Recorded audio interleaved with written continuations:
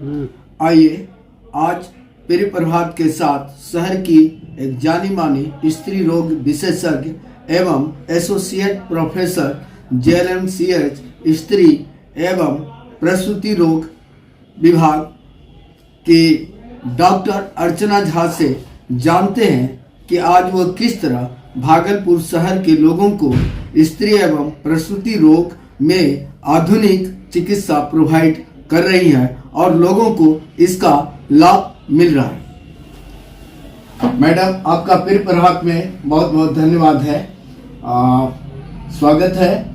हम आज ये जानना चाहते हैं और शहर के लोग भी जानना चाहते हैं कि प्रेगनेंसी के दौरान बहुत सारी समस्याओं का लोगों को सामना करना पड़ता है। प्रेगनेंसी क्या है, इसके पर आज भी लोगों का भ्रम बना हुआ है। बहुत सारे लोग नहीं जान पाते हैं कि प्रेगनेंसी कब जो है होना चाहिए और इसके दौरान क्या क्या समस्याएं आती है, क्या क्या प्रिकॉशन लेना चाहिए। आज थोड़ा सा मॉडर्न जो क्या ट्रीटमेंट प्रोवाइड कर रही हैं, थोड़ा बताएं। नमस्कार, मुझे हार्दिक खुशी है मैं आप लोगों से रूबरू हूँ इस संबंध में। मैं पिछले 25 साल से भागलपुर में ही अपनी सेवा दे रही हूँ और पिछले 11-12 साल से मैं मेडिकल कॉलेज में भी हूँ, जहाँ मैं छात्रों को पढ़ा भी रही हूँ और मैं उन्हें सही शिक्षण प्रदान कर रही हूँ ताकि वो एक अच्छे डॉक्टर बने। और मेरी हमेशा से कोशिश रही है कि मेरे मरीजों तक मेरी सही सेवा पहुँचे और एक डॉक्टर होने के बदौलत सिर्फ इलाज करना ही मेरा काम नहीं है, बल्कि आप लोगों को बहुत सारी बीमारियों के बारे में जागरूक करना, उससे कैसे बचाव हो और जो गर्भावस्था है उसमें किस तरह से उपाय हो जो कि आपका एक स्वस्थ शिशु पैदा हो और ऑपरेशन भी नहीं हो जी। इसके बारे में भी मैं जानकारी देना चाहूंगी आप लोगों को। तो सबसे पहले जरूरी तो ये है कि आप अपने डॉक्टर से विश्वास जताएं। आप अगर अपने डॉक्टर पर भरोसा करते हैं तो वो आपके लिए हमेशा सही इलाज करने में सक्षम होता है और जो ये रिजल्ट भी अच्छा होता है। तो प्रेगनेंसी तो आप जान ही रहे हो, हमारी जनता काफी जागरूक है और प्रेगनेंसी की जांच वो लोग घर पे किट से कर लेते हैं और वही जांच हम लोग भी करते हैं। जब पीरियड्स मिस होता है तो वो जांच घर पे करके ही यूजुअली आते हैं। तो प्रेगनेंसी टेस्ट पता तो चल जाता है कि प्रेगनेंसी है, लेकिन आगे फिर उनको कम से कम 4 बार जरूर चेकअप कराना चाहिए और पहला चेकअप अगर पहले 3 महीने में हो जाए तो वो सबसे अच्छा होगा, क्योंकि इससे सही कितने महीने की प्रेगनेंसी है ये पता होगी, साथ में जो गर्भस्थ शिशु है वो सही से उसका विकसित हो रहा है कि नहीं। पहले हम लोग अल्ट्रासाउंड नहीं कराते थे, लेकिन अभी पहले 3 महीने में 11 से 14 हफ्ता में एक अल्ट्रासाउंड कराना जरूरी, ये आधुनिक है और इससे हम लोग कई सारी बीमारियों को परख सकते हैं। बच्चे में कुछ खराबी है वो पकड़ सकते हैं और अगर कोई और भी बीमारी है साथ में, सही जगह बच्चा है कि नहीं, इसका विकास सही से हो रहा है कि नहीं। और जो अभी कई बार होता है चमकी की बीमारी बाद में होती है, उसकी भी जानकारी हम लोगों को अभी मिल सकती है कि किस बच्चे में ये हो सकता है, प्रेगनेंसी में हो सकता है। तो ये बहुत ही जरूरी होता है। चमकी का बीमारी जो बाद में नवजात शिशु को होता है वो पहले पता कर सकते हैं। नवजात शिशु में नहीं, एक्चुअली जो गर्भावस्था है ना उसमें अंतिम जो 3 महीने हैं उसमें कभी कभी अंतिम महीने में पेशेंट का ब्लड प्रेशर बढ़ जाता है और उनके यूरिन में प्रोटीन आने लगता है और साथ ही उनको अगर ये समय पे नहीं इसका इलाज हो तो चमकी होता है, पेशेंट को चमकी होता है, जिसको हम लोग बोलते हैं इक्लेम्सिया। और ये बहुत ही कॉमन है, ये तीसरी कॉमन बीमारी है जिसकी वजह से माताओं और शिशुओं के मृत्यु दर में बढ़ोतरी होती है। तो इस वजह से ये अगर जानकारी में 11 या 12 हफ्ता में मिल जाए कि इस पेशेंट को आगे ब्लड प्रेशर बढ़ सकता है तो ये हमारे लिए बहुत ही फायदेमंद है और हम लोग पहले से उनका इलाज करेंगे और बच्चे को भी दिक्कत नहीं होगी। क्योंकि ब्लड प्रेशर बढ़ने की वजह से गर्भस्थ शिशु का विकास रुक जाता है, उनका ग्रोथ रुक जाता है और कई बार बच्चा मर भी सकता है पेट में। अगर सीवियर केस हो तो मर भी सकता है, लेकिन अगर ये जानकारी अल्ट्रासाउंड से पहले पता लग सकती है। दूसरी जो जानकारी है, पहले 3 महीने फॉलिक एसिड खाना बहुत जरूरी है। फॉलिक एसिड एक विटामिन है जो कि जो ग्रोथ जो बच्चे का होता रहता है बहुत तेजी से ग्रोथ होता है, तो उस समय जरूरी है उसको अच्छा प्रोटीन और अच्छा विटामिन मिले। तो फॉलिक एसिड लेना उस समय जरूरी है और विटामिन हम लोग बोलते लेने। साथ ही पौष्टिक डाइट का मतलब हो गया प्रोटीन वाला डाइट। जैसे फर्स्ट क्लास प्रोटीन होता है दूध में, अंडे में, फिर दाल में, ये सब में प्रोटीन होता है, तो ये सब की मात्रा ज्यादा लेनी है। और कई बार बहुत ज्यादा उल्टी होता है मरीज को, बहुत ज्यादा हार्मोन्स की वजह से, तो उसकी वजह से वो खा नहीं पाती हैं। तो अगर वो सलाह लेती है डॉक्टर से सही टाइम पे तो हम लोग उनको डाइट के बारे में भी बताते हैं और इसके लिए भी हम लोग उपाय करते हैं और तो फिर सही ग्रोथ होता है। और दूसरा जो अल्ट्रासाउंड है वो हम लोग कराते हैं 18 से 20 हफ्ते में। इस अल्ट्रासाउंड को लेवल 2 स्कैन भी कहते हैं। ये भी बहुत जरूरी स्कैन होता है, क्योंकि इस समय अगर कुछ खराबी जो पहले पता नहीं चल पाया, अभी सारा बच्चे का सभी ऑर्गन बन जाता है, तो इस समय कोई भी खराबी हो तो पता लग सकती है। और कुछ ऐसी खराबियां हैं जिनमें बच्चा आगे बढ़ के हम लोग अच्छा बच्चा नहीं होगा, मतलब जैसे डाउन सिंड्रोम है, या फिर जैसे बच्चे किसी का बच्चे का सिर में पानी भर जाता है, या किसी बच्चे में जो माथे की हड्डी है वो बनती ही नहीं, ये सारे बच्चे जो है आगे नहीं बच पाएंगे। तो इनको हम लोग अभी ही हम लोग समाप्त कर सकते हैं अबॉर्शन द्वारा। तो ये भी जानकारी हम लोगों को मिलती है। और अंतिम अल्ट्रासाउंड हम लोग लास्ट में करवाते हैं, ताकि हम लोग पता चल पाए कि बच्चे का वेट कितना है, उसके गले में नाभि तो नहीं है, उनका जो पानी है वो सही मात्रा में है कि नहीं, और कब बच्चे का जन्म होने से बच्चा सेफ रहेगा। तो ये जरूरी है। और इंजेक्शन तो सभी महिलाएं लगाती हैं, टीका लगा के आती हैं, लेकिन अभी जो हम लोग बता रहे हैं कि कोविड का टीका भी जरूर लेना है उनको, हेपेटाइटिस बी का टीका भी उनको ले लेना चाहिए। अगर कुत्ता काट लेता है किसी को तो रेबीज का भी वैक्सीन लेना उनको, ठीक है। ये सब प्रेगनेंसी में लेना है। और खाने के बारे में तो मैंने बताया, तो 4 चेकअप होना चाहिए, और लास्ट चेकअप जो है 36 वीक्स में होना चाहिए, जिस समय बच्चा पूरी तरह से बन जाता है। और उसमें और कई बार होता है कि एक गलत भ्रांति होती है कि डॉक्टर के पास जाएंगे तो ऑपरेशन हो जाएगा जी। ये बिल्कुल मिथक है, क्योंकि ऑपरेशन का इंडिकेशन होता है, और अगर जिस केस में ऑपरेशन जरूरत होती है सही अर्थ में, तो उसमें ऑपरेशन ही होगा। कई बार बच्चा मर भी जाता है, फिर भी ऑपरेशन ही करना पड़ता है।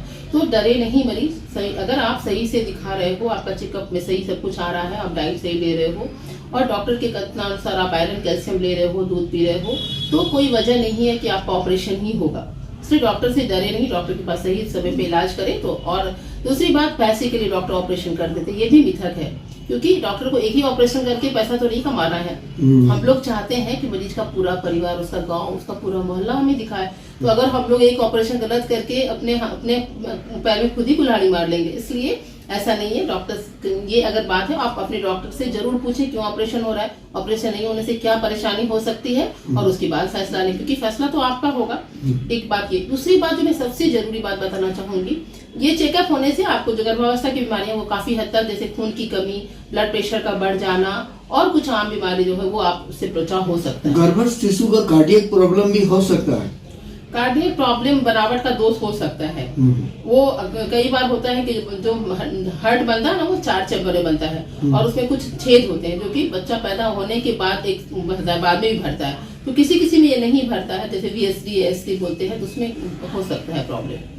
तो ये बनावट का दोष है, इसको रोका नहीं जा सकता है, लेकिन फॉलिक एसिड खाने से कम जरूर किया जा सकता है। इसके अलावा कुछ इन्फेक्शन है, जैसे रुबेला इन्फेक्शन है, टॉक्सोप्लाज्मा इन्फेक्शन है, अगर ये सब अर्ली प्रेगनेंसी में हो जाए तो इसमें ये कंजेनाइटल खराबी होने का चांसेस बहुत रहता है। कंजेनाइटल अंधापन हो सकता है, उनकी हड्डी की खराबी हो सकती है, उनके हार्ट की खराबी हो सकती है। ये भी हम लोग जांच के द्वारा पकड़ सकते हैं। सबसे जरूरी उन महिलाओं को दिखाना जिनका 1 या 2 बच्चा पेट में मर गया है या अबॉर्शन हो गया, क्योंकि उनकी समस्या थोड़ी गंभीर हो सकती है, और उसको हम लोग जांच के द्वारा ही पता कर सकते हैं कि क्या समस्या और कैसे निदान होगा उसका। और जो और एक बहुत जरूरी बात है, अभी हमारी जनसंख्या बहुत ज्यादा बढ़ रही है, और हमें सही जानकारी नहीं। इनकी जो पढ़े लिखे लोग हैं वो जानते, सारी बातें जानते हैं, लेकिन उसको कब क्या उपाय करना है पता नहीं कर पाते हैं, और कई बार ऑपरेशन के बाद सिर्फ 3 महीने बाद, 6 महीने बाद वो फिर से प्रेगनेंसी लेके आ जाते हैं। ये बहुत ही गंभीर समस्या है, क्योंकि उस वक्त उनका सफाई करना भी खराब है, और उनका अगर कंटिन्यू करते हैं प्रेगनेंसी वो भी डेंजरस होगा। तो मेरा कहना है कि बहुत सारी सुविधाएं उपलब्ध है हमारे हॉस्पिटल में, फ्री में सुविधाएं उपलब्ध है। गर्भनिरोधक गोलियां हैं, हार्मोन की गोलियां हैं, नॉन हार्मोनल गोलियां हैं, सुई है, प्रॉपर्टी है, ये सब सारे जो है काफी टेस्टेड हैं और सभी सेफ हैं। और ये हमारे महिलाओं को एक 2 बच्चों में अंतराल दे सकती है, और सही समय पे अगर बच्चा होगा तो बच्चा भी स्वस्थ होगा और माँ भी स्वस्थ रहेंगी। तो ये गर्भ निरोधक का जरूर अपने डॉक्टर से पूछें, और हम डॉक्टरों से भी हमारा अनुरोध है कि वो हर केस में कुछ न कुछ उनको सलाह दे और ये उपाय करें। इससे उनका अच्छा स्वस्थ बच्चा भी पैदा होगा, और माँ में भी बीमारी होने की कम चांस रहेगी। खून की कमी जैसे हो जाती है, या कई बार ऑपरेशन होने के बाद अगर जल्दी बच्चा रुकता है तो कई बार ये बच्चेदानी फट जाता है, प्रेगनेंसी में फट जाता है, बच्चा तो पेन होता है, बच्चेदानी फट जाता है, पेशेंट के लिए बहुत दिक्कत हो जाती है, बिना खून का उनको ऑपरेशन नहीं हो पाता है, और कई बार पेशेंट और बच्चा दोनों ही की जान चली जाती है। तो ये नहीं होना चाहिए जी।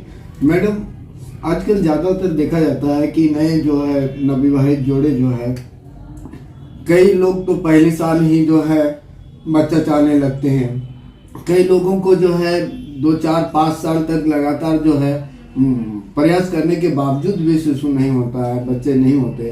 तो ऐसे हालात में ये लोग घबराने लगते हैं। तो क्या कभी ये घर में ताना भी मिलने लगता है कि कहीं बांझपन का शिकायत है, तो ये क्या है बांझपन का, क्या मतलब कि क्यों ऐसा जो है लक्षण, क्या लक्षण है, किस तरह से लोग जो है नवदंपति जो है कब जो है वो गर्भधारण कर सकते हैं, या क्या प्रॉब्लम को कैसे ठीक कर सकते हैं? देखिए, बच्चा होना जरूरी है, क्योंकि हम लोग शादी इसीलिए करते हैं कि हमारा परिवार आगे बढ़े। लेकिन अपनी लाइफ भी होती है। जैसे पहले लोगों को था कि जैसे शादी हुआ तुरंत बच्चा हो जाता था, तो अभी कई बार होता है कि लड़के और लड़कियां दोनों ही करियर के ओरिएंटेड होते हैं। उनका अपना पढ़ाई होता है, उनका अपना करियर होता है, तो कई बार प्लानिंग में देर भी होता है। जैसे कि अभी दो तरह की बातें मिल रही हैं। एक तो गांव से जो रिलेटेड है, 18 साल में शादी हो जाती है, 6 महीने बाद याद है मेरे को बच्चा नहीं हो रहा है। और जो शहर में लड़कियां 35 साल हो गया है, वो अभी नहीं चाह रही है। तो ये दो तरह का परिवेश अभी चल रहा है। जो लोग पढ़ाई कर रही है उनके लिए प्रॉब्लम, लेकिन बच्चा होने का भी एक सही उम्र होता है। अगर 30 के पहले बच्चा हो जाए तो ज्यादा अच्छा होता है। तो इसलिए आपको शादी भी उसी हिसाब से करनी चाहिए। और ज्यादातर में जैसे अगर सही उम्र में शादी, जैसे केस 22 साल में शादी हुई है और अगर 2 साल बच्चा नहीं हो रहा, तो बहुत चिंता करने की बात नहीं है। क्योंकि आमतौर में देखा गया है कि जितने भी ये कपल हैं उनमें से 80% में, माने 100 में से 80 को पहले 2 साल में बच्चा निश्चित रूप से ठहर ही जाता है। बाकी जो नहीं ठहरता है या उनको दिखाना चाहिए, उनका इलाज का जरूरत है। लेकिन अगर आप 35 साल में शादी कर रहे हो, तो आपको अगर 6 महीने में बच्चा नहीं रुक रहा है, तो आपको जरूर दिखाना है। और अभी इलाज कुछ भी नहीं है। ज्यादातर केस में पीसीओडी आपने नाम सुना होगा, पॉलीसिस्टिक ओवरी डिजीज, ये बहुत ही कॉमन है। कभी सोचिए कि ये जो लड़कियां बड़ी होती हैं, एडोलिसेंट जिनको बोला जाता है, 15-16 साल से ये बीमारी हो जाती है। तो इस बीमारी में क्या होता है कि अंडा नहीं बन पाता सही टाइम से, उसकी वजह से इरेगुलर साइकिल भी हो जाता है। और हार्मोन की कमी की वजह से मुहासे, चेहरे में मुहासा आना, चेहरे में बाल आ जाते हैं कई जगह पे, और कई बार बाल भी झड़ने लगते हैं। तो ये हार्मोन की गड़बड़ी से होता है, डेंड्रफ हो जाता है, ये सब जो होता है। तो ये पॉलीसिस्टिक ओवरी डिजीज में अंडा नहीं बनने के कारण से प्रेगनेंसी होने की दिक्कत होती है। तो ये बहुत ही कॉमन है और ये इसका इलाज है, लेकिन बहुत सारी दवाइयां हमारे पास है। और आप अपने खान पान सही करके, अपनी दिनचर्या सही करके, मेडिटेशन, एक्सरसाइज, ये सब आप शामिल करके इस रोग से उसको दबा के रख सकते हो और इससे इलाज हो जाता है। एक बात और कि सिर्फ महिलाओं में नहीं, पुरुषों में भी कमी हो सकती है। इसलिए जब भी बच्चे के लिए हम लोग इलाज करते हैं, तो हम लोग पति पत्नी दोनों का ही जांच करवाते हैं, उनका ब्लड टेस्ट करवाते हैं, पति का सीमेन का जो पति का स्पर्म होता है उसके लिए काउंट का होता है वो करवाते हैं। इसके अलावा पेशेंट का अल्ट्रासाउंड और उनकी नली के लिए देखते हैं। उनका ट्यूब जो होता है, कभी कभी फैलोपियन ट्यूब ब्लॉक होता है, उससे परेशानी होती है। लेकिन इसमें से जो भी गड़बड़ी, 90% जानकारी हम लोगों को जानकारी मिल जाती है जाँच करने के बाद कि क्या खराबी है। कई बार होता है दोनों की खराबी होती है और कई बार होता है कुछ भी खराबी नहीं है। तो ये सारे केसेस, लेकिन मैक्सिमम लोगों में बच्चा हो सकता है, साधारण इलाज से हो सकता है, हम लोगों के इलाज से ही हो सकता है।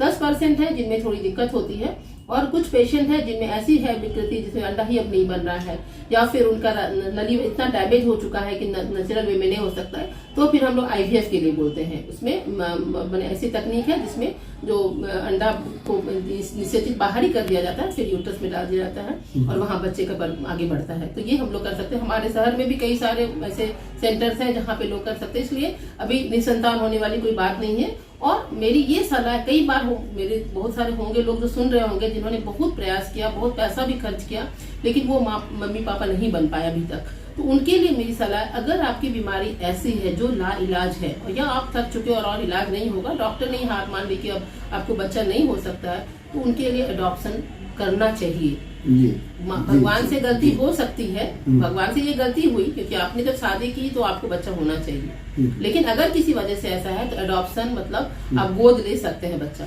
और उसमें हम लोग सर्टिफिकेट लेके अगर देंगे तो आसानी से गोद ले सकते हैं। मैडम, आप अपने जो प्रैक्टिस के लाइफ है, इसमें कितने % जो इस तरह के केसेस आए हैं, तो कितने % को आपने देखा कि जो है बच्चे हो ही गए, और कितने % है जिनको निराशा हाथ लगा? मुझे लगता है कि अगर वो सही से इलाज करते हैं तो 80% तक में बच्चा हो ही जाता है जी। और जो 20% बच्चे, उनमें से मुझे लगता है कि करीब 5-7% को तो IVF से भी हो जाता है। बाकी 10% ऐसे होंगे जिनको नहीं भी हो पाता है। अभी मेरी जानकारी में 25 साल में मेरे 3-4 पेशेंट हैं ऐसे जिनको नहीं हुआ। तो 25 साल में बहुत सारे को रुका भी, मैंने रिकॉर्ड तो भाई रखा नहीं कि कितने का मैंने इलाज किया, कितने को बच्चा हुआ, आगे के लिए रख सकते। 80% को बच्चे हो जाता है, 80% को हो जाता है। एक अंतिम सवाल मैडम, प्रेगनेंसी और थायराइड का क्या संबंध है? थायराइड अभी बहुत ज्यादा कॉमन हो गया है। पहले तो लोग टेस्ट नहीं कराते थे, लेकिन अभी हम लोगों के जांच में ये शामिल है थायराइड का टेस्ट का। 2 तरह का थायराइड होता है, एक तो पतला होने वाला थायराइड, जिसमें कि आपको बहुत धड़कन बढ़ जाता है, आंख बाहर बल्जिंग लगेगा, आपको बहुत खा रहे हैं फिर भी आप दुबले हो रहे हैं, आपको डायरिया हो रहा है, उस तरह का, वो कम कॉमन है। दूसरा है मोटापा वाला, वजन बढ़ाने वाला थायराइड, इसको हाइपोथायराइडिज्म बोलते हैं, ये ज्यादा कॉमन है, ये ज्यादा कॉमन है। और अगर ये सही टाइम से इसकी जानकारी नहीं हो तो बच्चे जो है मंदबुद्धि हो सकते हैं, कई बार उनका विकास कम हो सकता है और कई अबॉर्शन भी हो सकते हैं। इसलिए इसकी जानकारी जरूरी है और हम लोग इसकी जांच करवाते हैं और फिर उसके लिए उनकी दवा देते हैं, तो फिर ये सही हो जाता है। बहुत बहुत धन्यवाद मैडम, आपका परिवार से बात करने के लिए। धन्यवाद, मैं आभारी हूँ आपकी, और मुझे लगता है कि मैं सही जानकारी दे पाई। शुक्रिया। Okay, thank you.